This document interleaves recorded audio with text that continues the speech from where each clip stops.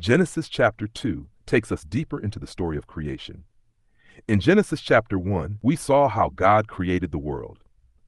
But in Genesis chapter 2, we learn why God created man. This chapter is not about stars, oceans, or animals. It is about purpose. It is about identity. It is about work, rest, and relationship. Genesis chapter 2 shows us that human life is not random. We were created intentionally, placed deliberately, and sustained by God's breath. As we walk through this chapter, take a moment to reflect. What does God say about who you are? What does God say about why you are here? Let us now explore Genesis chapter 2 and uncover God's design for humanity. The Bible tells us that God finished his work and rested on the seventh day. This rest does not mean that God was tired. God rested because his work was complete. From the very beginning, God establishes a rhythm for life. Work is important, but rest is also important. In a world that constantly pushes us to do more, achieve more, and work harder, Genesis chapter 2 reminds us that rest is not laziness. Rest is obedience. God blessed the seventh day and made it holy. That means rest is sacred. When we refuse to rest, we ignore God's design. And when we ignore God's design, we experience burnout, frustration, and exhaustion. God teaches us that a balanced life includes both productivity and peace. This moment in Genesis invites us to ask ourselves a question. Are we trusting God enough to rest? Or do we believe everything depends on us? After establishing rest, God plants a garden called Eden. The Garden of Eden was not just a place. It was an environment designed for flourishing. The Bible describes rivers flowing through the garden. Trees grew freely, producing fruit. Everything man needed was already provided before he began to work. This tells us something important about God's nature. God is a provider before he is a commander.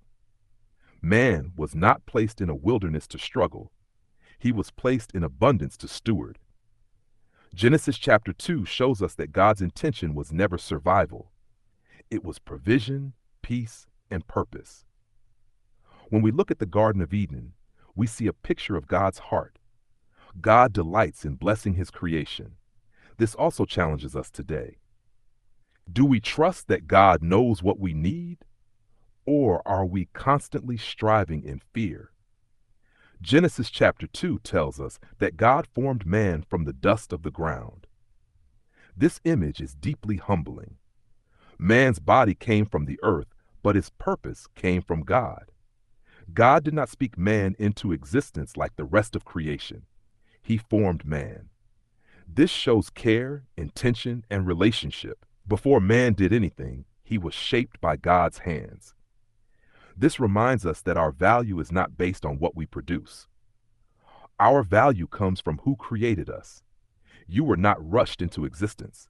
You were formed intentionally by God. After forming man, God breathed into him the breath of life, and man became a living being. Without God's breath, man was only dust. This shows us that true life does not come from effort, success, or achievement. It comes from God. When God breathes, life begins. Even today, spiritual life comes from God's presence in us. Genesis chapter 2 reminds us that we are not self-sufficient. We depend on God for life, meaning, and direction. God placed man in the garden to work it and take care of it. Work existed before sin entered the world. This means work is not a curse. Work is a calling. God gave man responsibility, purpose, and stewardship. Work gives meaning to our lives when it is aligned with God's design. Genesis chapter 2 teaches us that we were created to contribute, not to be idle, not to be purposeless. Whatever God has placed in your hands matters. When work is done with purpose, it becomes worship. For the first time in creation, God said something was not good. Man was alone.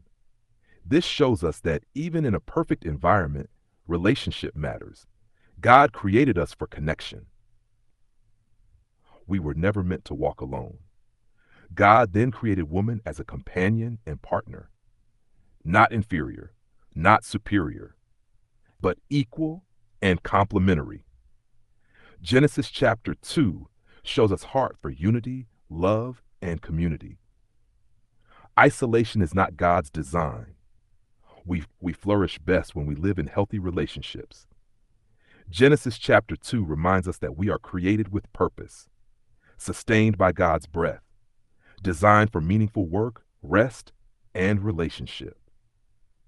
You are not an accident. Your life matters. Take a moment today to reflect. Are you living according to God's design, or are you trying to create your own? God's way leads to life. Please don't forget to like, subscribe, and share. Also, watch for more Bible teachings.